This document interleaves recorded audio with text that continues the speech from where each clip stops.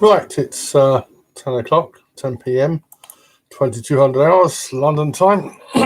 Welcome to the International Force Rape Timeline.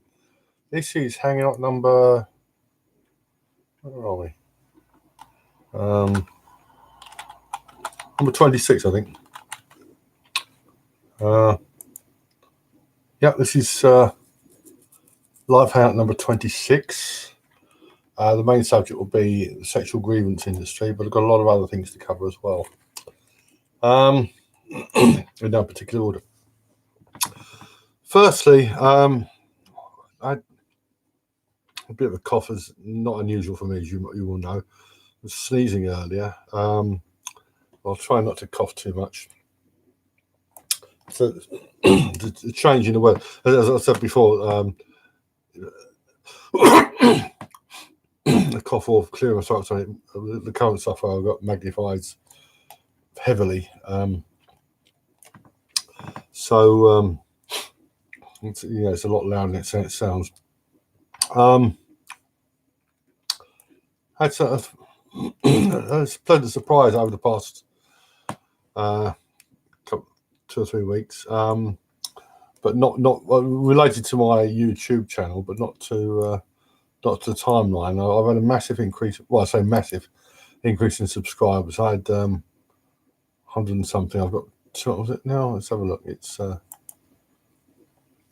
200 and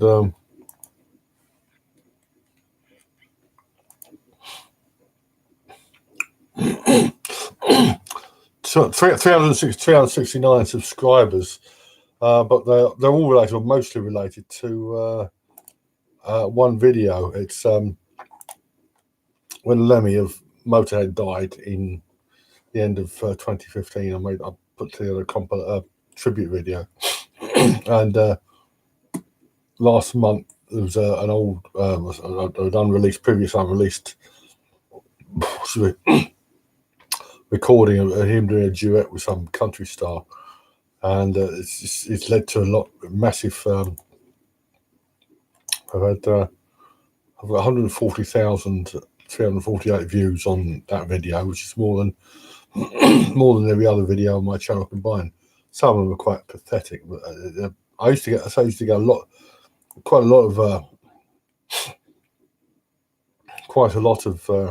I used to get regular videos, 3 figures and 4 figures, but now since this ludicrous shadow banning and this anti-Trump stuff, I get hardly any. I've advertised this live hangout on Reddit and elsewhere, and look has turned up. Anyway, thank you for coming. Shout out to Sean of Dublin. I mentioned last week Irish Salem, which I said was his website. He points out it isn't his website, but he's been an inspiration for me anyway. Some news here. What's this? This is quite a lot of news actually. This is an incredible rape conviction. This bloke's appealing. He told a woman he had a vasectomy. Then admitted he hadn't had one. She reported him. He was charged with and convicted of rape, which utterly bizarre. Utterly bizarre.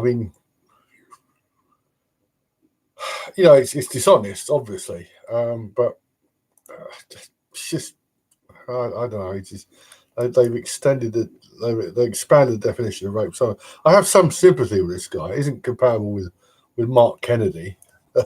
With I was thinking of Mark Pearson here. Mark Pearson, who was falsely accused of one of the most ludicrous rape accusations ever known. Mark Kennedy was an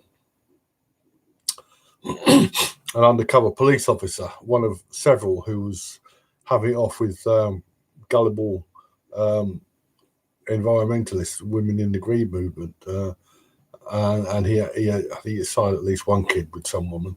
and they were accused of rape. Which I have some sympathy with the women there, but I'm not so sure about that bloke. Something else that I found here, a couple of things of people fighting back. Oh, right, this is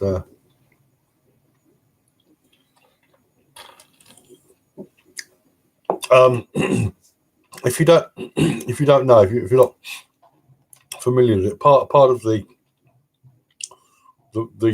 rape crisis network's ludicrous propaganda, they come up with these absolutely ludicrous statistics. They claim that 85,000 to 100,000 women are raped in Britain, in the UK every year.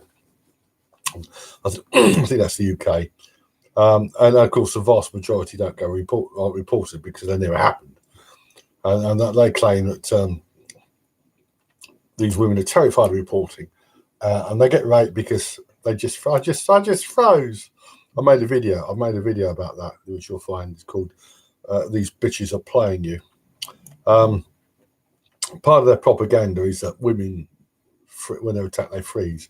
Well, no. I found this one. I was researching something similar. Nottingham Evening Post, December 17th, 2011. Teen fought off 18-stone attacker. A man has been jailed after carrying out a violent sex attack on a teenager because she thought she looked like the actress Jodie Foster. Adrian Berry has sick fantasies about actors and players attacking the girl after noticing what he thought was a resemblance. But he ran towards with a 10-inch knife and a stocking over his head. Dragged her into a shed in the field, slammed her in a corner and onto a straw bale. And she fought back, hit him over the head with a metal leash, managed to disarm and escape. This is a girl of a teenager, 18-stone girls. So, women, genuine victims fight back. If that girl hadn't fought back, I don't think what would happen to her. So don't let these arseholes. I mean, some people will freeze, some people won't report. They're genuinely vulnerable women, but mostly women. Women are not damsels. They never have been damsels. Even when they were damsels, they weren't damsels. And it's just utter garbage about them freezing. I've got another one here. This is from the same newspaper, Nottingham Post. A young woman was attacked, left with facial injuries, underwent surgery. The second page. Needed surgery to face serious facial injuries.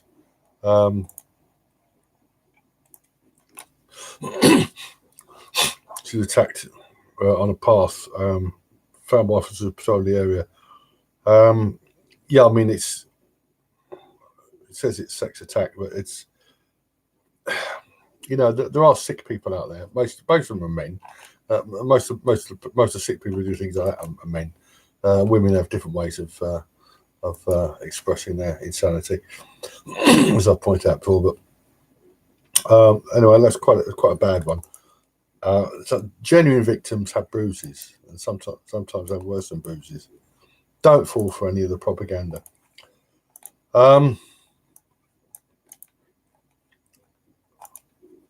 Fair. What's a fair? Oh yes, here's one here. No, it's a false one. A false allegation by a 13-year-old girl in 1996. I haven't named that to timeline yet. A couple of genuine rape cases. This is an absolutely horrible one from Australia.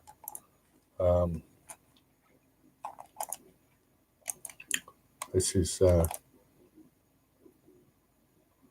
dissociative identity disorder. The woman who created 2,500 personalities to survive. This was an absolutely horrible case. There's only one woman in the witness stand that day, but out of her came 6 people there to testify about it.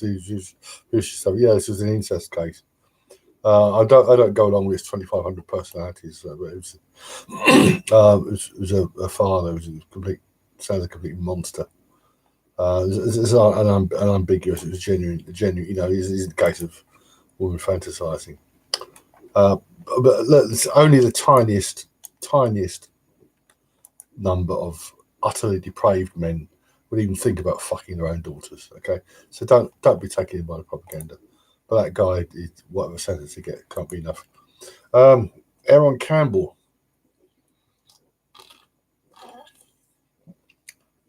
Another genuine rape case. If you haven't heard from him throughout outside the UK, Aaron Campbell was a depraved, utterly depraved 16-year-old.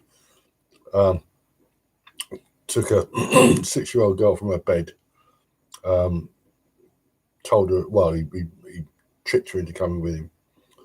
He raped her in 2 orifices. It was absolutely horrible.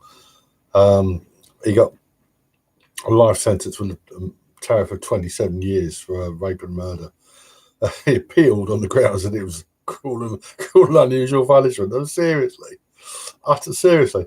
And he's had 4 years knocked off his tariff. Hopefully, he'll never be let out. I mean, just utterly sick.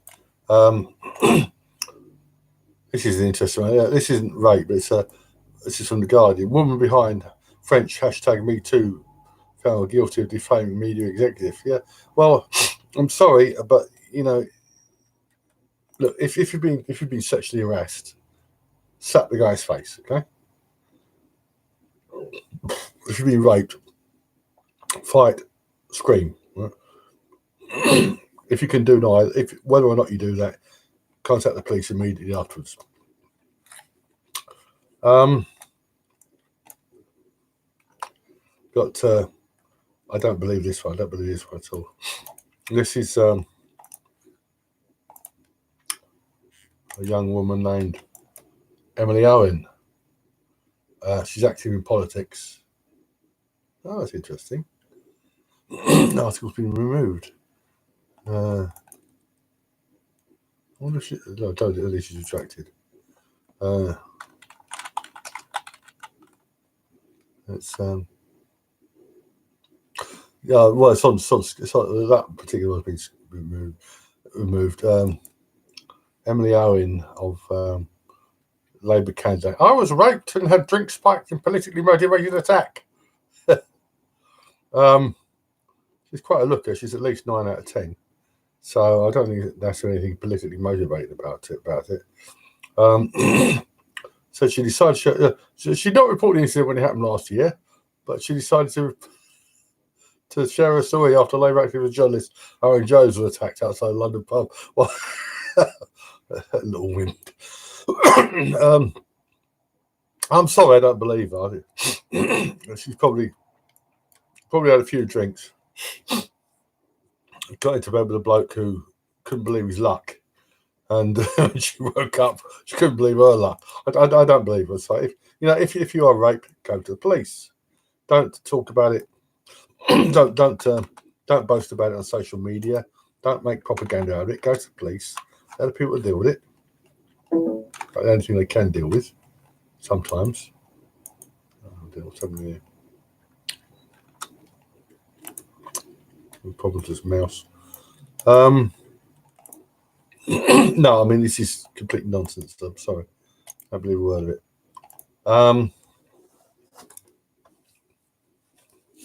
Another article from The Guardian.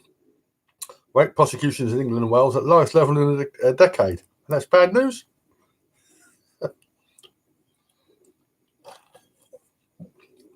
Apparently they're down 32% in a year. What these bitches want, these mad bitches from rape crisis and the like, they want convictions. They're not interested in due process. They want convictions. They don't give a damn how many innocent men's lives they trash. They want convictions. And this is this is another one. This is a slightly different one. People are being drugged and raped with GHB-laced lubricant, according to an investigation. And this is homosexual men are being targeted this time. You'll notice I don't ever use the word gay. In a survey of 27 homosexual and bisexual men, more than 1 in 4 of the men said they'd been sexually assaulted after taking the drug. No. Sorry. W word it. The extreme promiscuity of homosexuals, especially young homosexuals, means that no. I mean, W word of it. And this is another attempt. This is another attempt to garner male support for the erosion of due process. And this one gets even sillier.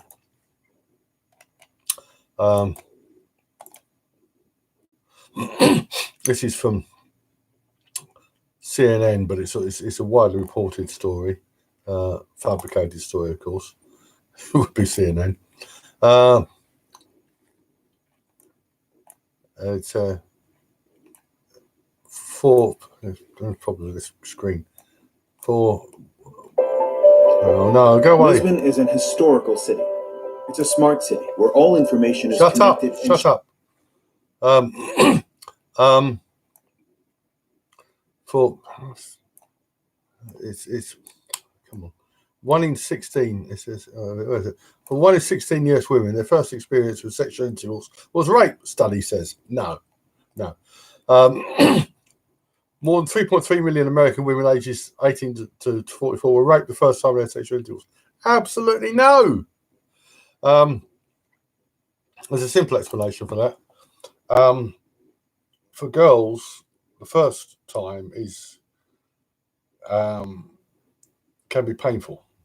I mean, it can be unpleasant. It can be unpleasant for not just for girls. I don't want to get personal here, but I mean, it can in all sorts of ways. All sorts of ways it can be unpleasant. But for girls in particular, it can be painful. No, I mean, this is just complete nonsense. I don't know how they ask the questions there, but don't believe a word of this crap. This week in patriarchy, where are we? Yeah, this is from The Guardian. This week in patriarchy. I mean, there's Ara Madori. So I think she's a self-confessed lesbian. Put it away. Texas passes law banning dick pics. Well, I'm not sure why any man would want to send a woman or anyone a photograph of his, you know what.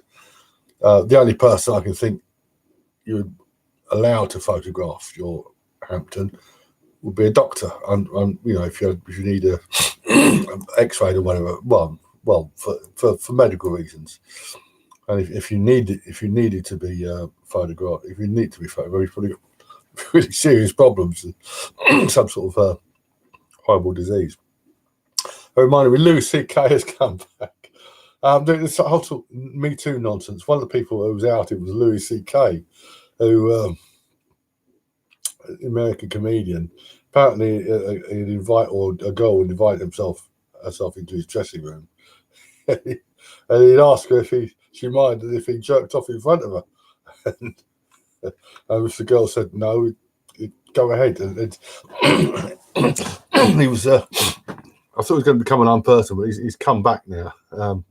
But I mean, it's just why would a bloke do that? If you get an attractive young girl in your dressing room, you can give her tickets for the next show. You can ask her what she's doing later, and a restaurant that's up to 2 a.m.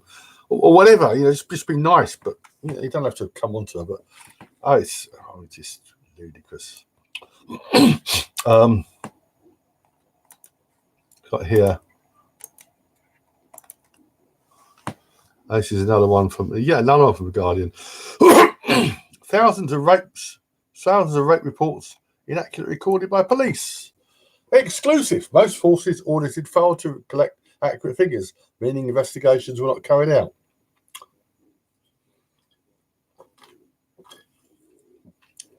Let me tell you what's happening here. I'll give you an example.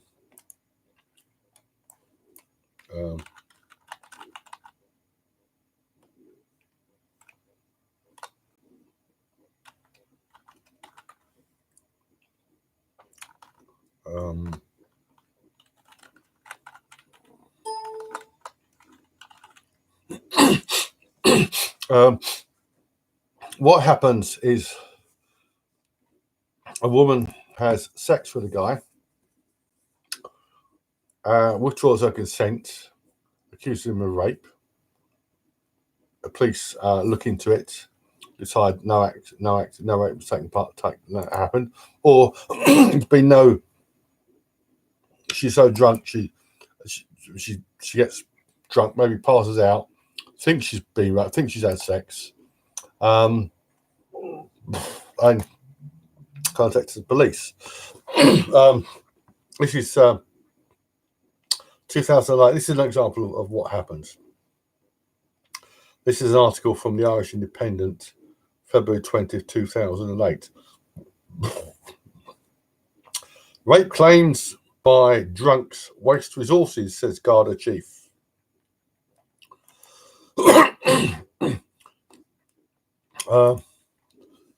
A Garda chief has accused some young women of wasting Garda time and scarce hospital resources by making false allegations of rape.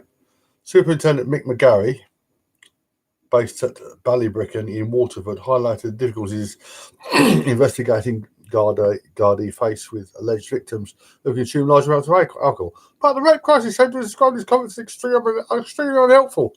And true. While stressing all sexual assault allegations are investigated fully, Sergeant McGarry said that many turn out to be false.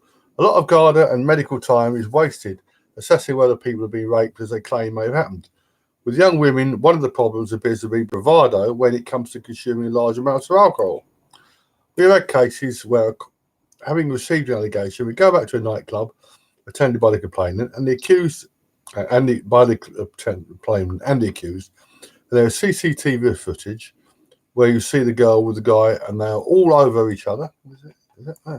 All over each other. The next day she wakes up, doesn't know what's happened or even who she was with. That is the rape crisis. Dublin don't like it, but they're arseholes. That is what happens again and again and again and again. I mean, check out the ACPO study, which is on the timeline, 2006, about drug facilitated rape. This doesn't mean that women are never raped, drunken rape. I mean, it happens, but vast majority are not like that at all. Yeah, another one from The Guardian. Oh, this is a doozy.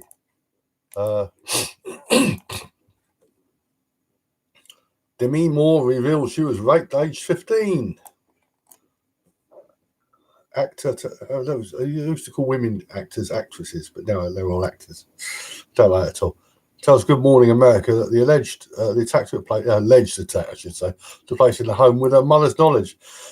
So she was raped at the age of 15 in a home, by a man who claimed to have paid her mother $500. Demi Moore's mother died in 1998, so she's not.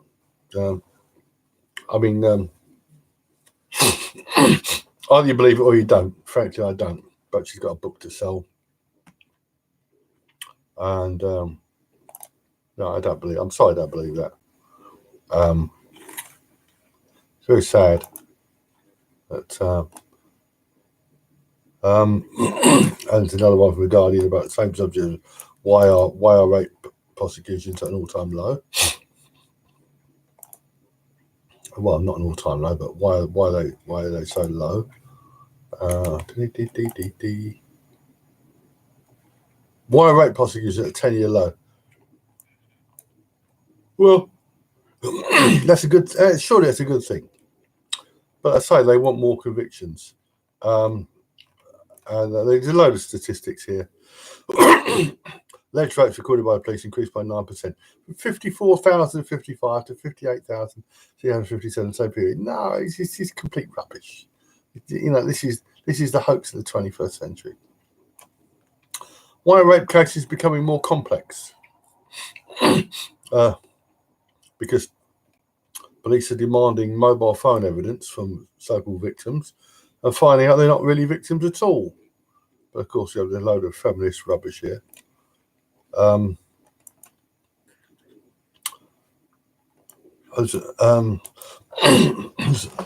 found recently there's a woman named Frida Farrell who's an actress turned film director, and she's made a film. She claims to have been gang raped in London when she was 10 years or so ago, and to be trafficked, been held in a room. Haven't I might contact the police about that, but I didn't receive any reports at the time. There's a report here from September 12th. Rape is becoming decriminalised. It is a shocking portrayal of vulnerable women, written by Julie Bindel. If you know who Julie Bindel is, you know not to believe a word she says. Horrible woman. I'll be mentioning her later, her and her lover, Harriet Wistrick. There's a film been made about the false confession in Linwood. This is rather interesting, this.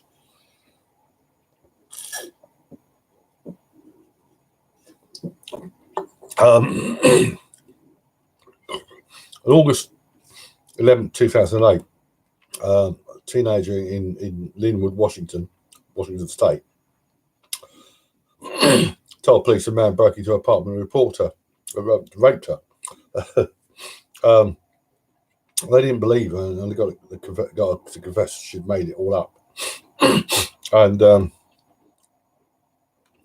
she was taken to court fine. It turned out she was actually the victim of a serial rapist.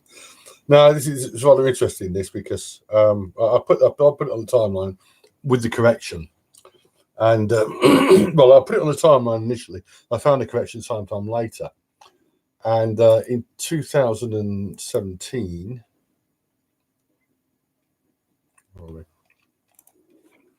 the timeline started in 2016.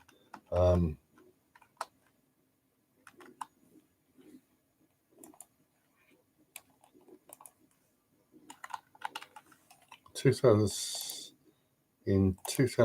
I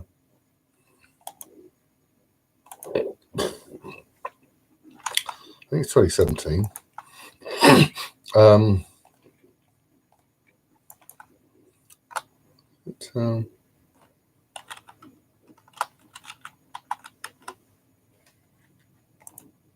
What was it?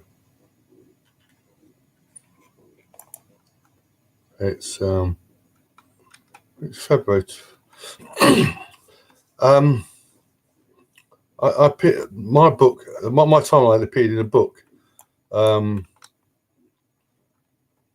Two blokes who wrote this book, and they mentioned the timeline. And where is it? I'm sure it's I'm sure it's February 2017.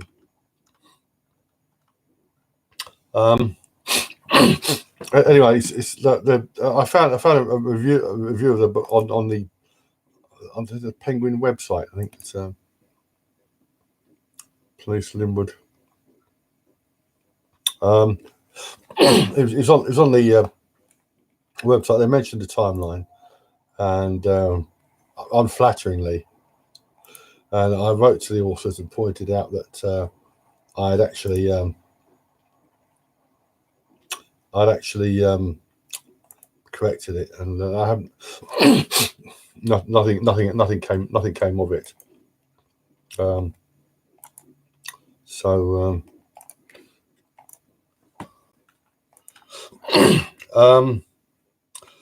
Some more bad news. Now, we're getting onto the sexual grievance industry now.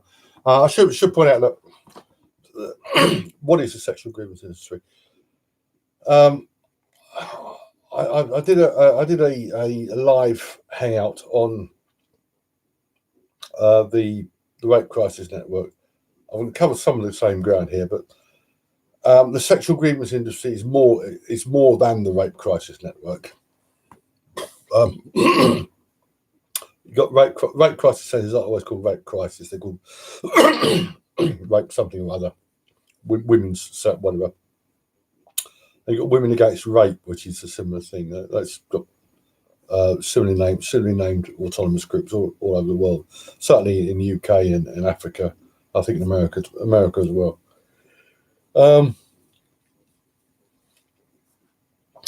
You got women, and it's largely women who are making a living out of pushing this hysteria.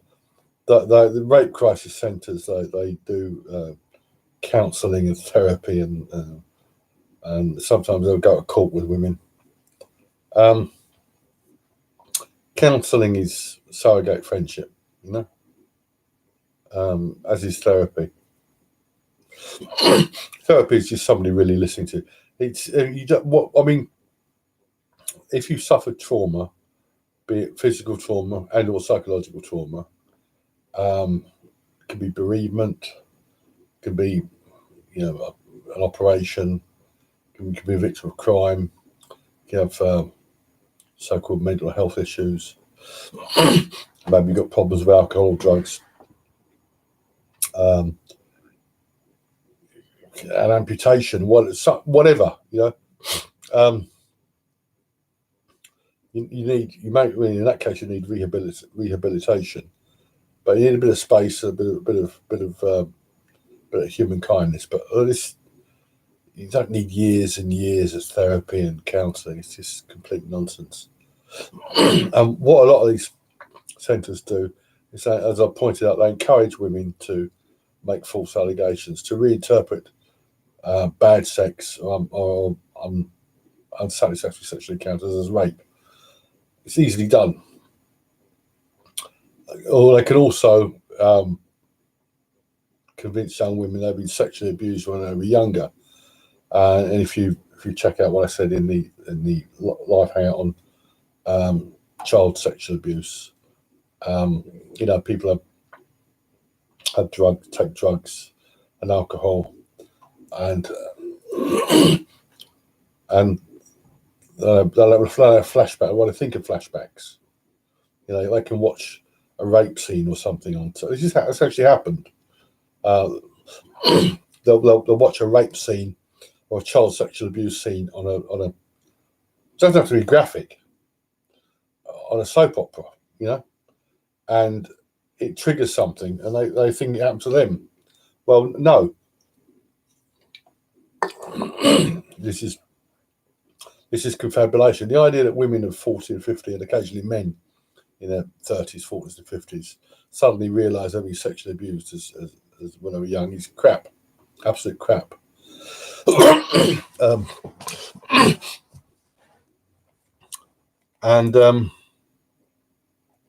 Part of the campaign here of the sexual grievance industry is to eliminate statutes and limitations for reporting rape.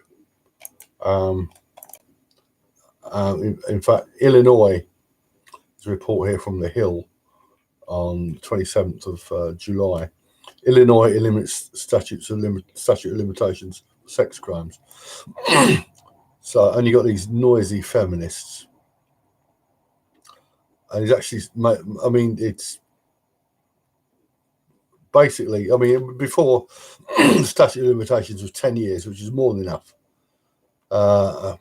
Carrie Ward, the executive director of the Illinois Coalition Against Sexual Assault, told the paper that law will do away with an arbitrary time frame that limits when a victim can come forward. Arbitrary time frame. Arbitrary.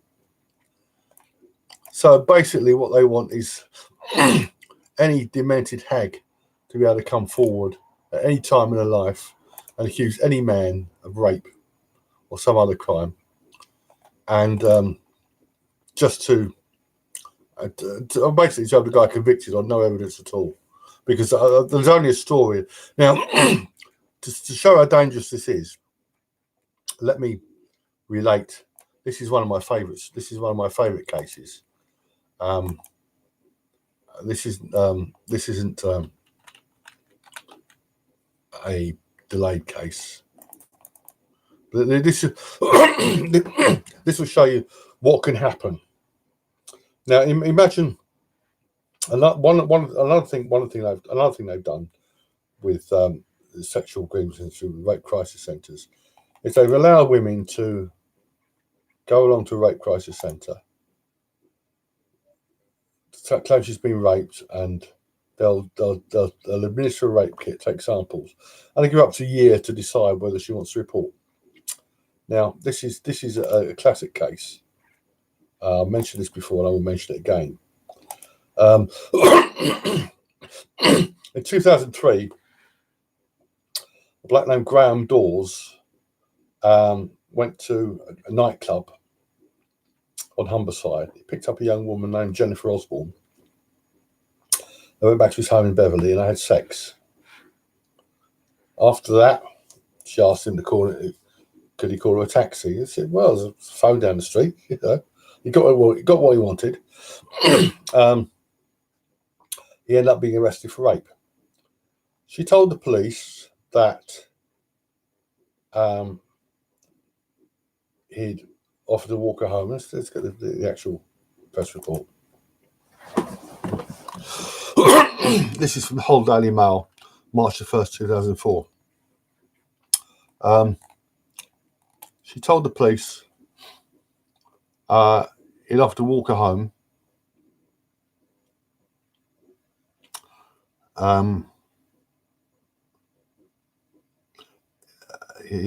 She claimed he led her to an alleyway and forced her to perform oral sex before forcing her into it. He forced her to have oral sex, then vaginal sex, and then attempted anal sex. This is a red flag. When a woman claims to have been when a woman claims to have been violated in 3 offices, she's usually lying. Not always, but usually lying.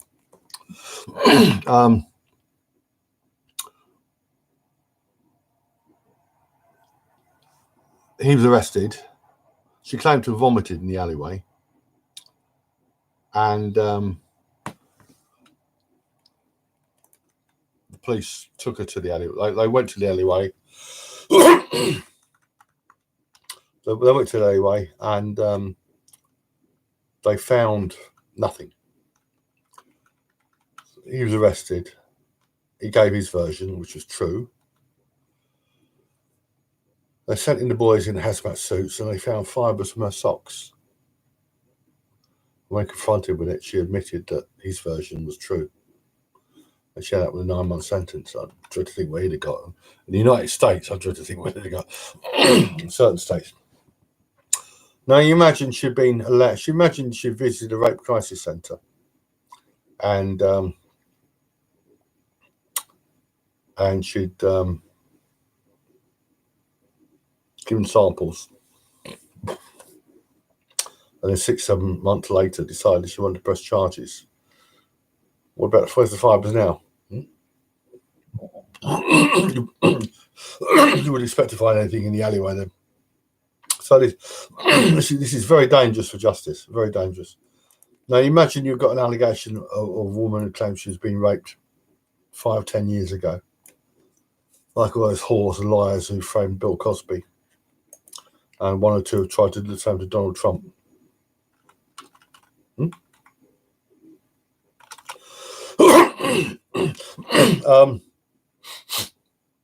Still on the subject of the sexual grievance industry, a lot more generically.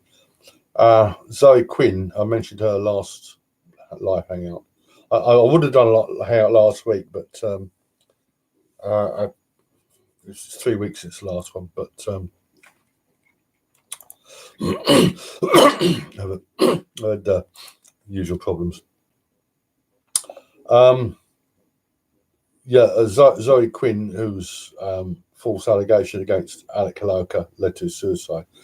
A lot more has come out about her.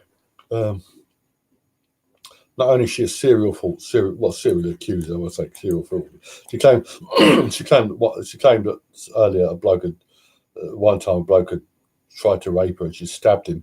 I think she said she killed him at one point. She was actually a porn actress, and she's really horrible. I mean, women who have tattoos really put me off, and she's not physically attractive at all, and but she's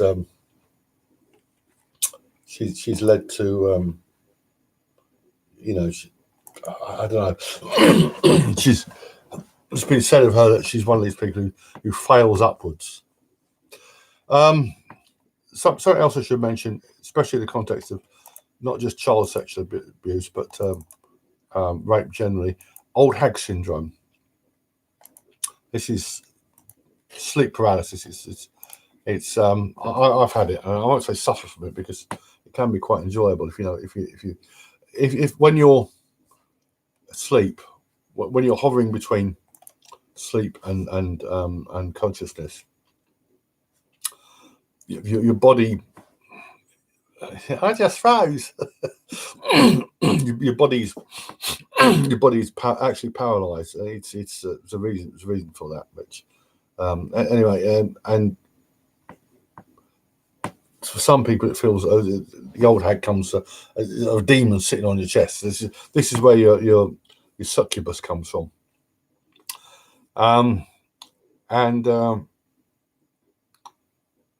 It's easy to confuse, especially certain medications. I've had this with pregabalin, Lyrica can cause, one of the side effects is it can cause sort of hallucinations, those sort of hallucinations, or exaggerate them. But for some people, it can give rise to terrifying hallucinations of rape, realistic hallucinations of rape. Something else that can set your perception, as well as drugs and alcohol, is hunger strikes. It's fasting. As I went in 1996. I did a 15-day or 17-day hunger strike. I won't go into details here, but it was a good thing I didn't go through with it. But that is something that can really,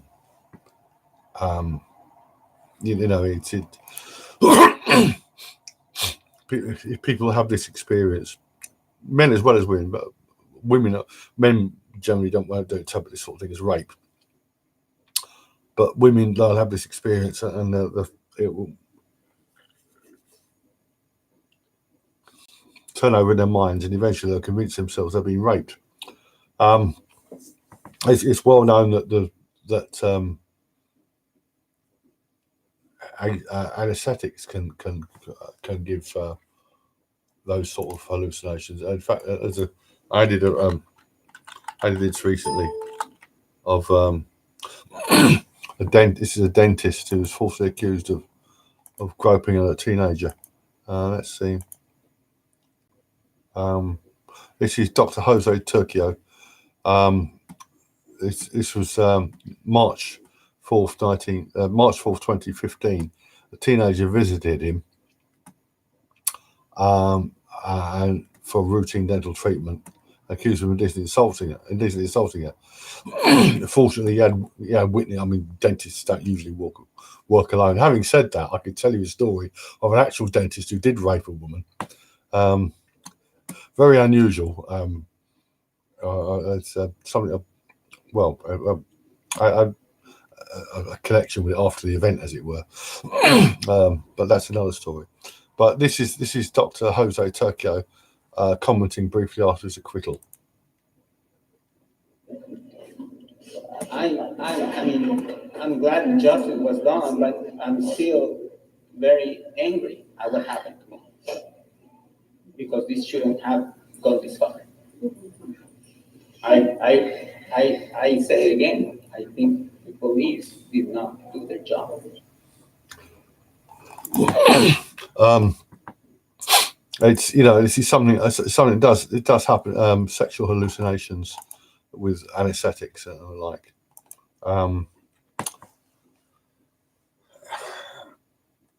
Right, rape crisis. Now, the rape crisis network was the first one. I'll just go this briefly. The first one was set up in Sydney, Australia, 1971. The one in Washington, 1972. The first one in the UK was in London, 1976.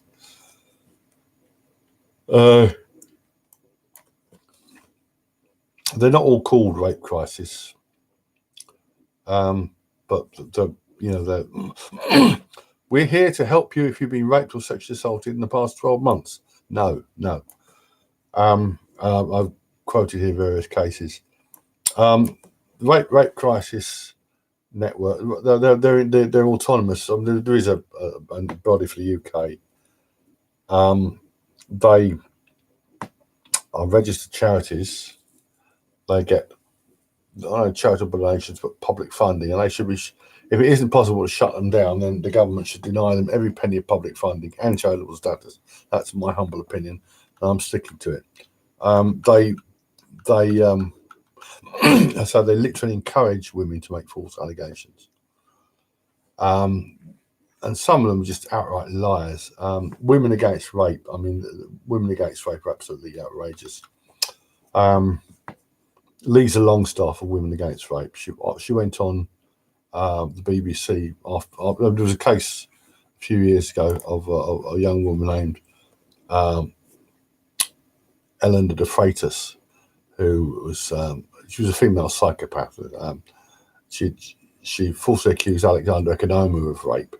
Not the first man she falsely accused. And police were a bit apathetic. He did his own investigation and found her visiting shop with him after he allegedly drugged and raped her, and he brought private prosecution, and she committed suicide.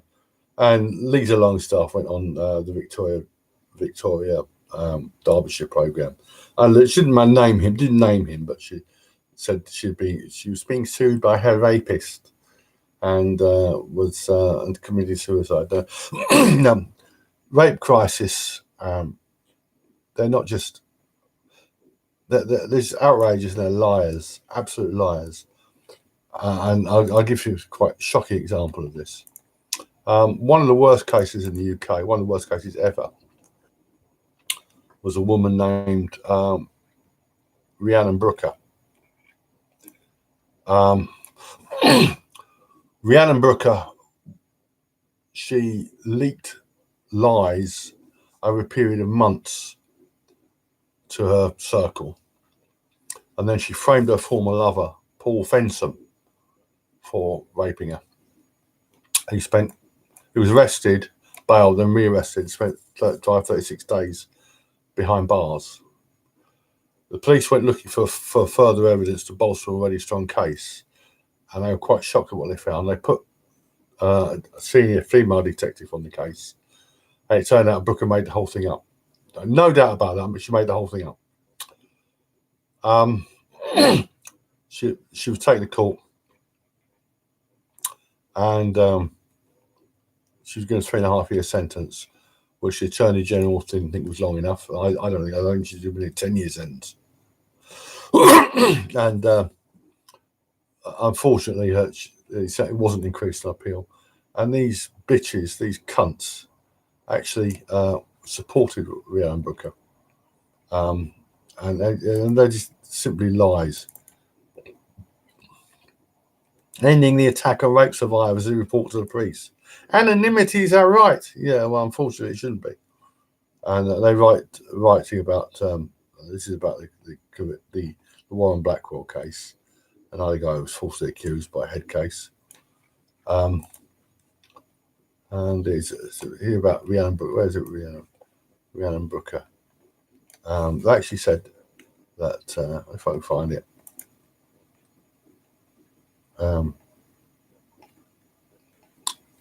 Is that one? That she shouldn't have been prosecuted. And I actually claimed she was innocent. No,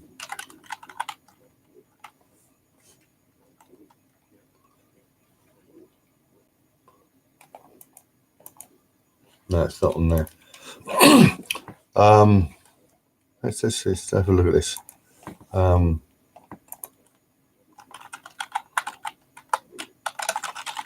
mean, the lengths to which they go, they went to exonerate this lying hag. is absolutely outrageous. Rhiannon Brooker. Here it is. Rhiannon Brooker, victim not only of rape but of miscarriage of justice. Rhiannon Brooker, mother of an 8-year-old child, has been convicted of Bristol Crown Court of perverting the course of justice after she reported a series of rapes and domestic violence by then boyfriend Paul Fenton. That's defamatory, you know. A woman who raped, spokeswoman who attended key parts of the trial acted as a court monitor with the support of Miss Brooker. Rape victims are being turned on by the police and CPS, and the media sensationalises these prosecutions, undermining all women's safety. The trial against Ms. Brooker lasted more than 10 weeks, and the investigation lasted over a year. A rape trial typically lasts less than a fortnight. Every aspect of Miss Brooker's life and past was dredged up for lengthy questioning. Her childhood friends, classmates, and even her headmistress was traced and questioned. Her current boyfriend, who refused to give a statement, was threatened by police for a charge of perverting the course of justice. If he's still a witness, well, I mean, just stay away from her. Stay away from women like that. She was subjected to hours in a cell and a lengthy questioning that eventually led to a retraction to make it all go away. These followed months of dramatic questioning, dredging every aspect of her past, including raping her child. She falsely accused her father as well. All this rubbish here.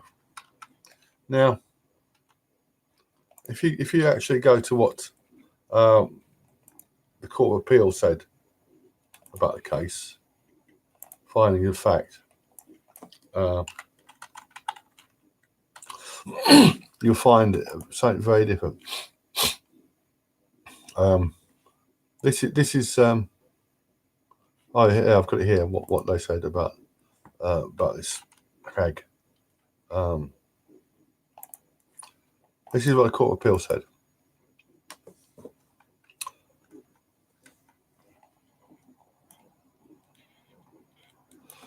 The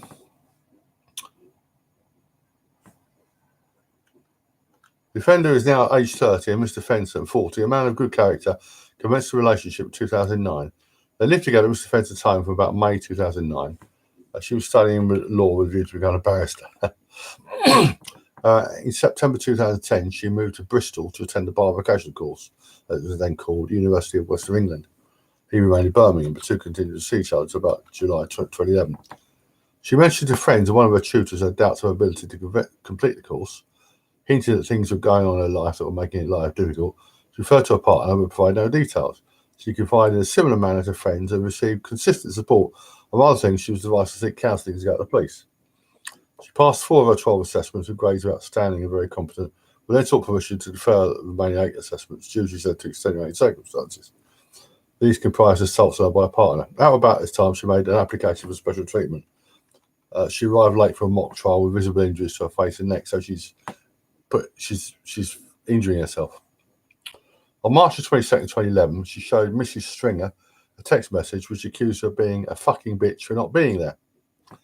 The offender claimed that the text had been sent by Mr. Fenton while he was waiting for her outside her home. In fact, it was a text sent by the offender herself using a second telephone.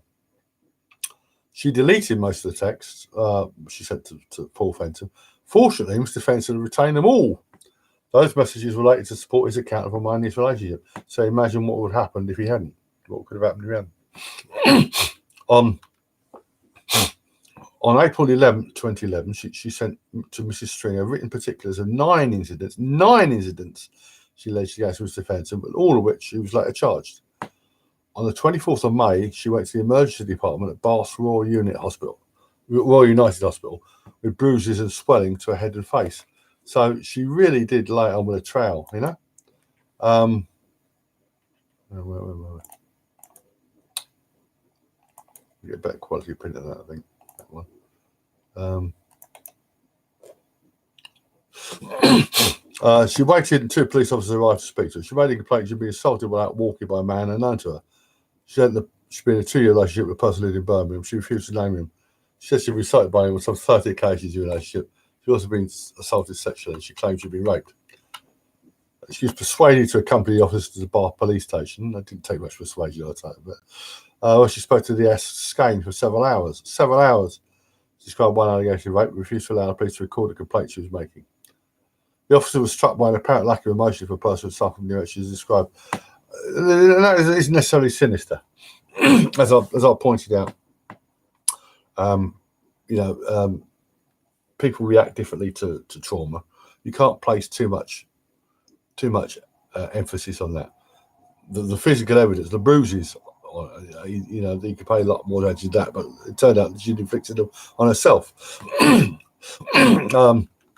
Investigation continued in consequence of which, after those conversations, those who knew the offender, Mr. Fenton was arrested. He was charged with remaining custody and remaining until being released on bail August 8th. The offender took part in 10 hours of video recording interviews with the police in 5 days. He was rearrested, remaining custody until September 20th, when again he was admitted bail. As a result, he spent 36 days in custody. We now turn to the specific false allegations which form the basis of the offender's conviction. She alleged Mr. Fenton was raped on the first occasion on 25th of April, just before the two of them commenced home life under the same roof. Yes, so he rapes her and then she moves in with him. I mean, how much credibility do you give these women? She told police that occurred at her mother's address. He claimed Mr. Fenton was forced to laser part raped her vaginally, ejaculated inside her. Next morning, she rebutted his attempts to be affectionate with her, so he left the house. On the contrary, in Mr. Fenton's recollection, a couple attempted to consensual sexual intercourse, but were constantly interrupted by the mother's dog, so they go out and slept in separate beds. What is more, at 3 o'clock in the morning, he had to leave the house because his shift started at 6 o'clock. That was count 1 of the indictment. Count 7 was an alleged assault. She claimed to have been assaulted by Mr. Fenton in the streets in Bristol City Centre. Cell site data from their respective telephones demonstrated that she was not in Bristol City Centre that night, and he was not even in Bristol. He was in Birmingham. And it goes on and on and on. And she even broke a finger, which, whether or not that was deliberate, I don't know, but it's the telephone data and work data. And I'm not here, but on one occasion, he'd been to a rock concert and he went back and got Band's autographs. He had a rock solid alibi for that. And these bitches, they want no punishment at all for they want rape crisis, women against rape, all these lying hags. They want women to get a free pass, literally a free pass for any false allegation. Well, in any of these extremely rare false allegations. They want to abolish due process totally. I mentioned earlier Julie Bindel. Julie Bindel is the lover of Harriet Wistrick. They are a couple of man haters. Wistrick is a lawyer. Bindel is a so-called journalist who makes a handsome living out of slagging off the patriarchy, which can't be that powerful if it allows her to thrive at his expense. They supported the murderous Sally Challen, who was recently let out of jail. Also, Jane Andrews, who murdered her lover, Thomas Cresswell. And the star catch was a woman, a serial false rape accuser and teen psychopath whore, Emma Humphries. I wrote a long article about her called The Canonisation of Emma Humphries. If you compare that with what Bindel and Wistrick said, and the same facts, you'll see just how bizarre is their narrative. They run Bindel and Wistrick run a website called Justice for Women, as if, and they're all part of the sexual grievance industry. Now, something I should mention about the sexual grievance industry isn't just these female campaigners. There are lawyers who make a lot of money out of it. Lee Day is one of the leading such firms in the UK.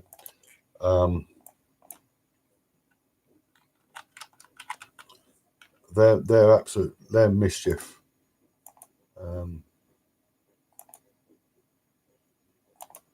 I can find this. No, where is it? Lee Day. It's yeah. This shows you it isn't always and only. It isn't always and only man haters and so-called anti-rape activists who are part of pushing this nonsense.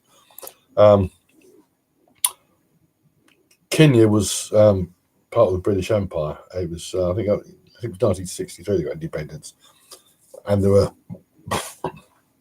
Mau Mau, the so-called Mau Mau uprisings in the 1950s. Lee Day, there were allegations of that dating back decades that tribeswomen had been raped by British soldiers over a period. There was no fewer than 2,180. Well, there were literally thousands of allegations of women, tribeswomen being raped. And Lee Day put in massive claims. They anyway, the Ministry of Defence weren't too happy about this. They sent a team out there, and they found no fewer than 2,187 allegations were baseless, and there were forged papers and everything. And it was a total racket. Something which is not on the timeline, which I should mention. A few years ago, there was a pilot who was found with child porn on his computer, and before he could stand trial, he threw himself under a train, and he was involved with helping set up a hostel in. He was involved with something to do with kids' welfare in Kenya or somewhere, and Lee Day sent a team out there to look for victims, and of course. Do you think they found? You think they found them? I think they probably found quite a few. The two most leading crooked lawyers in America concerning the sexual grievance industry are Gloria Allred and her daughter Lisa Bloom. Gloria Allred was responsible for the spurious. She framed Bill Cosby as a serial rapist. I actually made a video on that called "The Prior Bad Ex Gloria Allred." Encouraging all these demented hags to make false allegations against him. Her daughter tried similar tactics with Donald Trump. At one point, women were being paid to make allegations against Trump. Fortunately, nothing came of that. Gloria fitted up.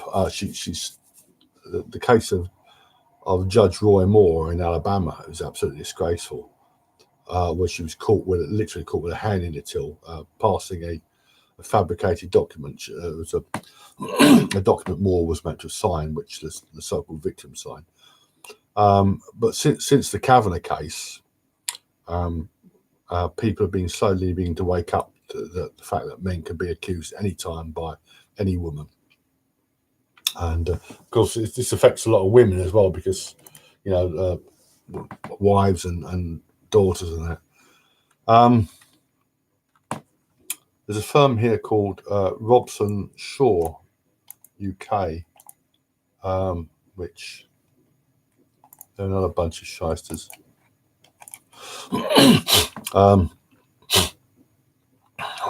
Abuse solicitors, offices all over the place. Cases against the church, against public schools. Now, not all these cases, including not all historical cases, are false.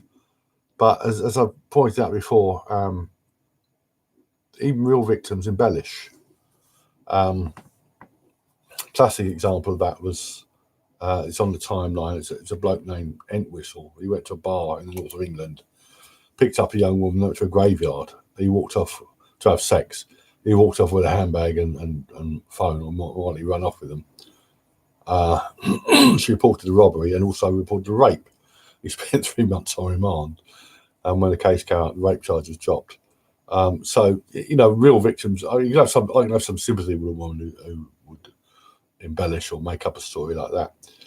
But when you've got years and decades, you just got really all an innocent man can say, or woman, this happens to women as well, all an innocent person can say is this never happened, or it didn't happen like that.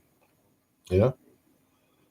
Whereas an accuser can put in as much detail as she wants, or sometimes much detail as he wants, and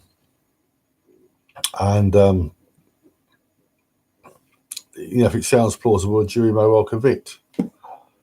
And we really need statutes and proper statutes and limitations.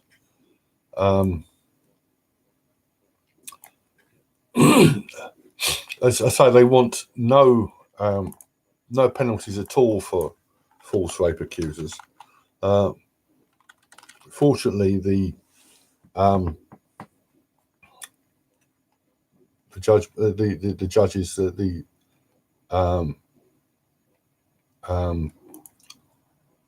Court of Appeal in particular, doesn't take that view. This is a case of Jennifer Day, who was convicted in 2009 of a false rape allegation, and she appealed. The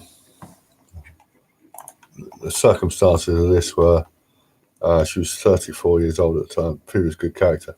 She was given a 2-year sentence. She's appealing against sentence only. She put on an act.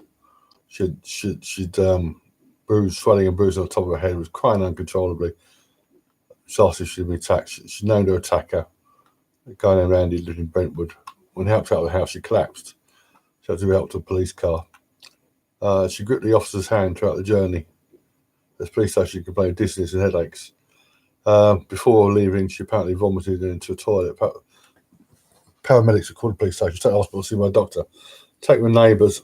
So she really did lay it on the trail. He was arrested. He denied rape, told police they were in a relationship together.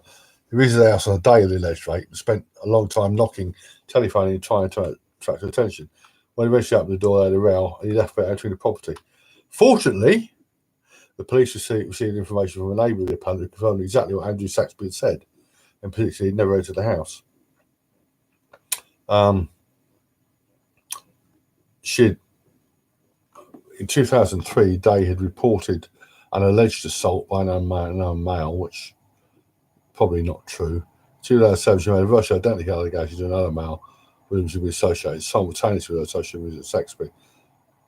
She also told the man she was suffering from a brain tumour. In fact, she made an appointment for a brain scan. At trial, she pleaded not guilty. The essence of the defence at the time she made the complaint, she believed it to be true. It was a fanciful suggestion.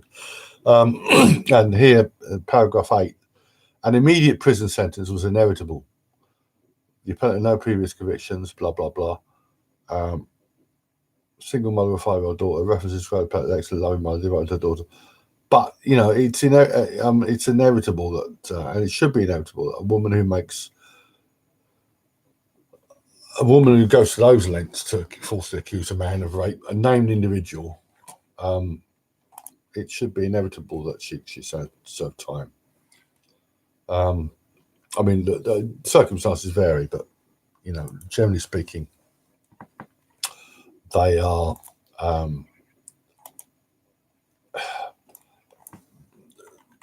if a woman who does this sort of thing shouldn't be, you know, she's going to try to trash a guy's life.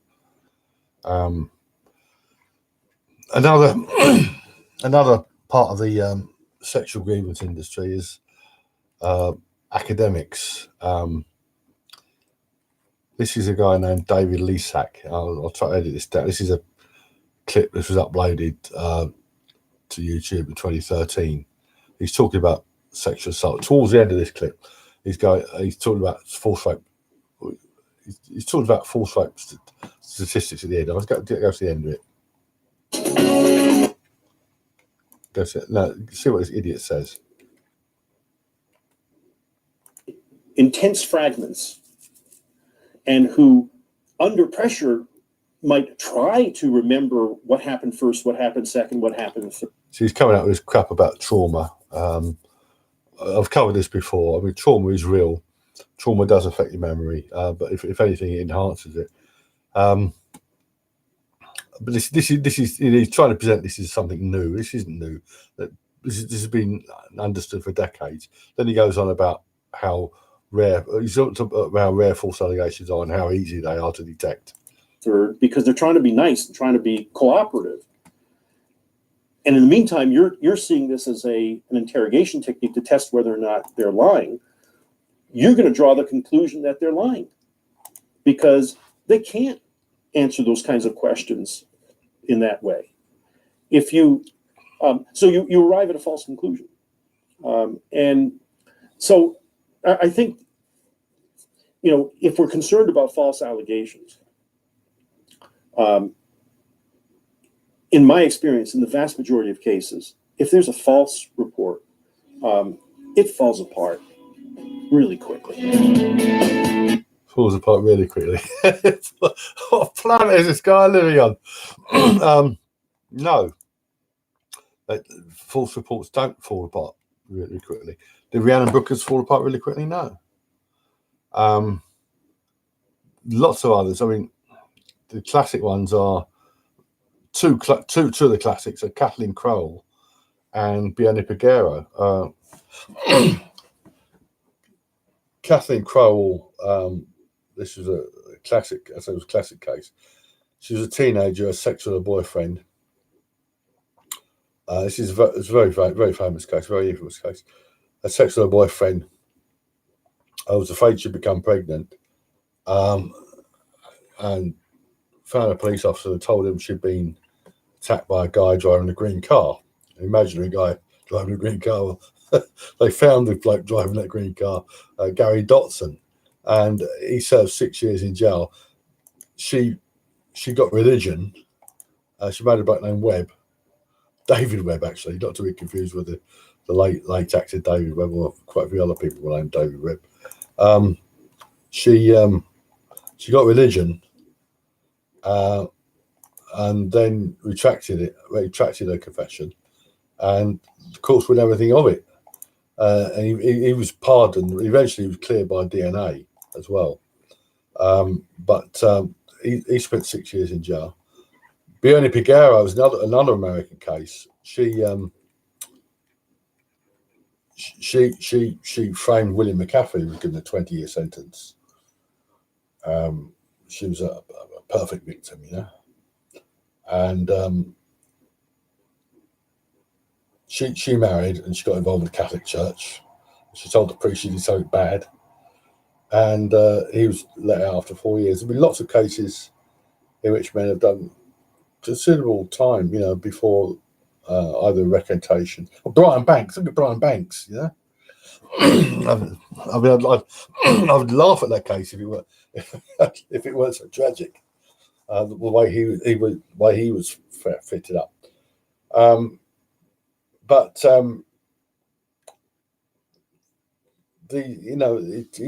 Lisa is talking out of his arse, and you've got these man-China academics who are churning out this propaganda. You also got feminist liars. Lisa Avalos is I need to mention her. She tell by her haircut she's never had sex with a man. I've got 5 of her papers here that tend to overlap quite a bit. Here's one: prosecuting rape victims while rapists run free. The consequences of police failure to investigate sex crimes in Britain and the United States. And if I recall correctly, there's 8 cases here, and 4 of them are very. She's got the De Freitas case, in which she, as good as claims that De Freitas really was raped, which is a lie. She goes to Gal Sherwood. This is what she says about Gal Sherwood. It's amazing.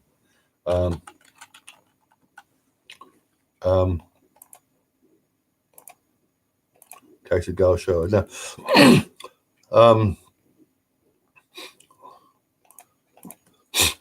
Gal Sherwood was 52 years old. Was convicted of 3 counts a jury similarly did not believe she'd been twice raped by a stalker who left her tied to a fence in the woods.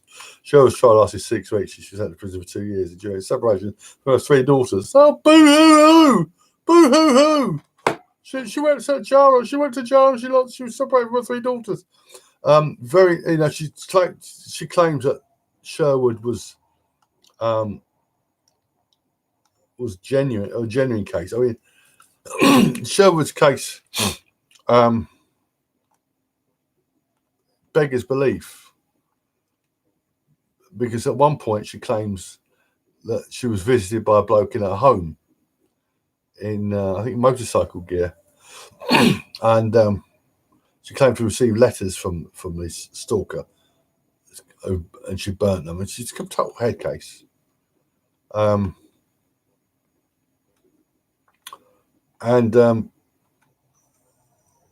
You know, I mean, a growing body of evidence demonstrates that police and prosecutors often fail to respond appropriately to complaints of sexual violence. Well, this case cuts both ways, you know. Police like easy targets, and there's a lot of men who are falsely accused and falsely convicted. I actually wrote to a legal journal about this lying cunt, and it's amazing that this sort of rubbish would be published by a peer-reviewed journal. A lot of publications here. This is the chilling effect. The chilling effect. The politics of charging rape complaints with false reporting. It's just they don't think anyone.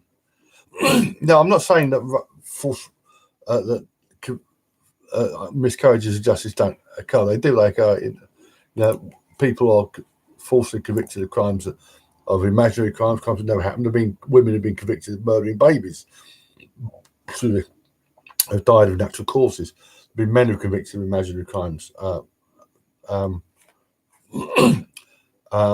was a case back in the 1950s where a woman who was she was working in a nursing home for old people, and a woman's watch disappeared. Only woman's watch or rings disappeared. And they interrogated this girl, and she confessed to stealing and throwing them in the river. And then they turned up. The woman's daughter found them at home or something. But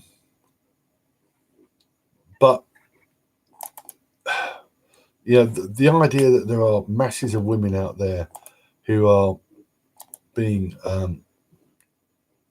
failed by the women who are being falsely accused of crying rape. No. It's just complete nonsense.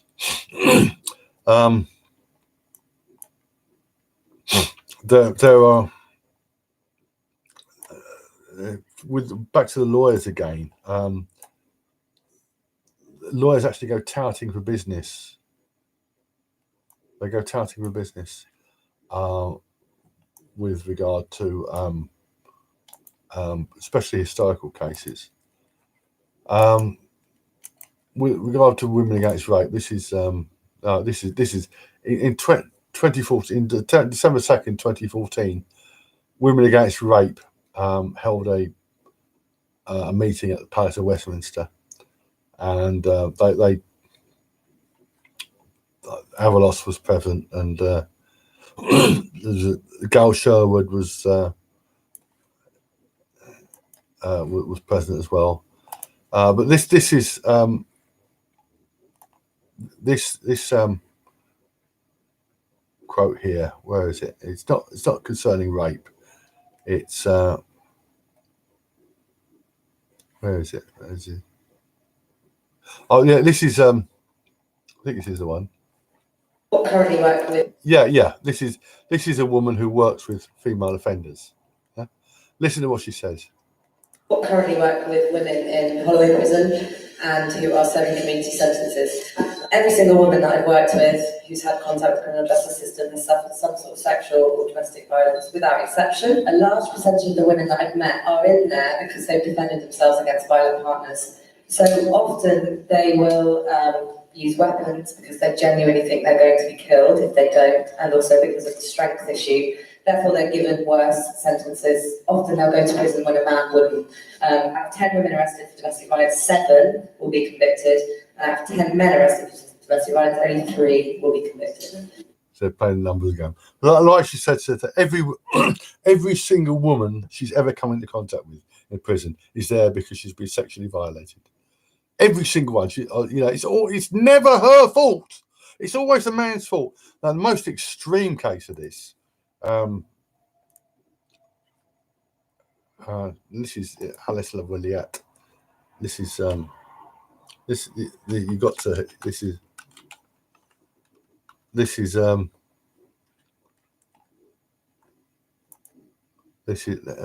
the one. Find the short version. It's a short one. This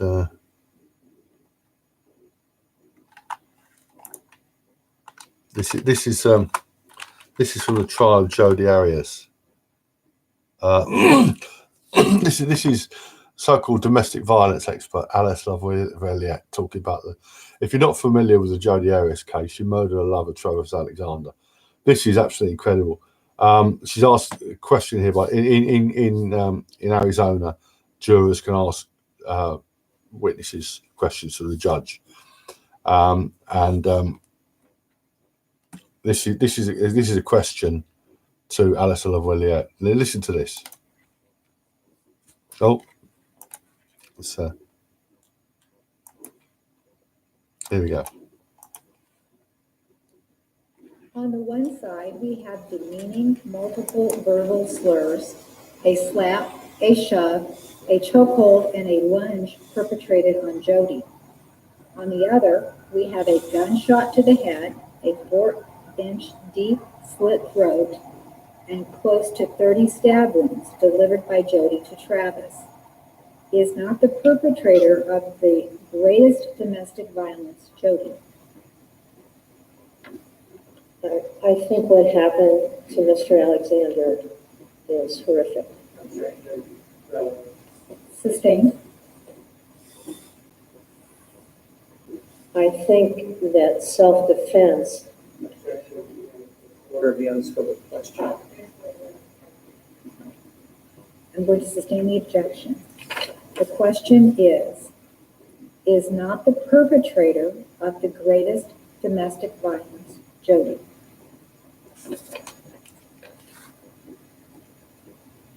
No.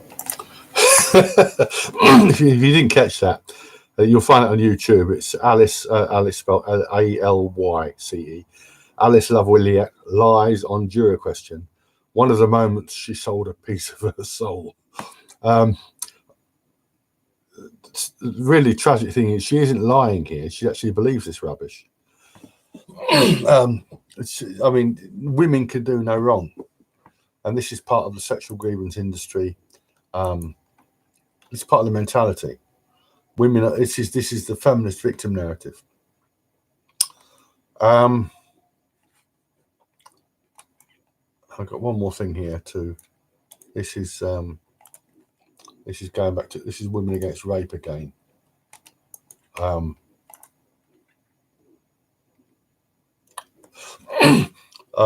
There's 27 organisations urge DPP not to prosecute rape victims. Well, and this is I'm not sure when this was issued. This is going on about prosecuting women distressed with true rape scandal. Over 9% of rapists get away with it. No, they don't. They do not. Up to 45% of reports are no crime. Why do you think that is? Why do you think that is?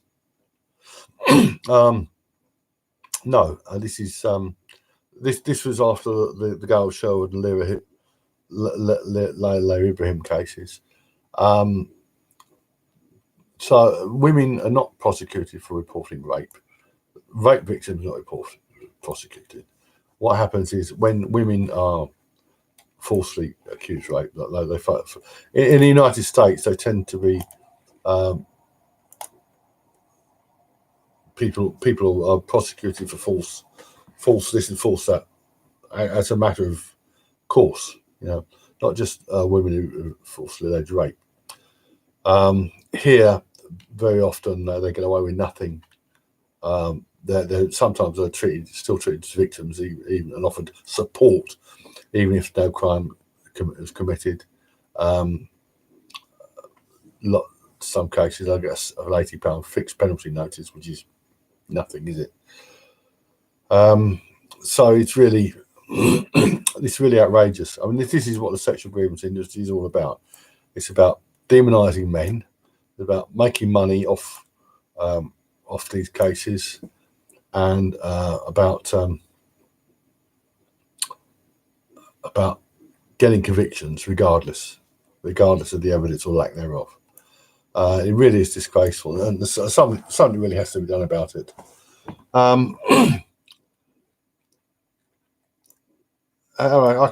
could go on longer. There's other cases I could mention. What I will mention is Louise Nicholas. She's become a in New Zealand. Let's find the entry for her.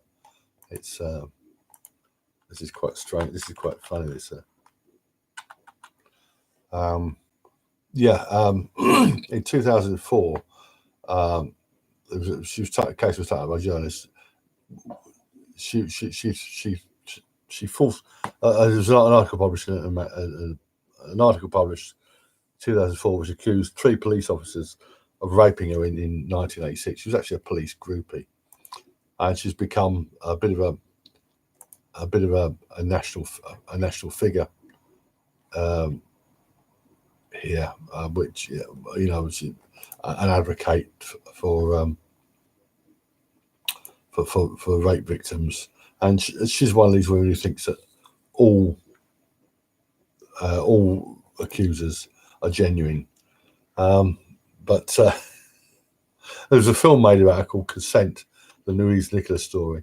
But there's a very interesting, in March 2004, the press, Christchurch publication, the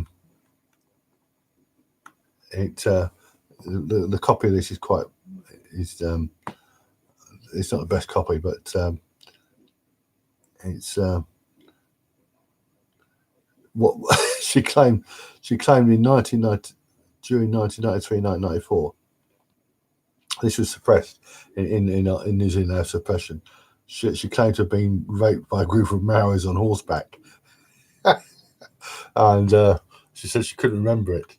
I want to get a better copy of this article if I can, but probably not.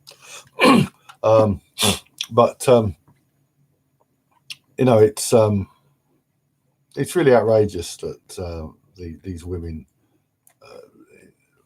Nicholas a head case, and many proven liars and hate mongers like Bindle, they feed off the public purse as well. So this is what we're facing with the sexual grievance industry.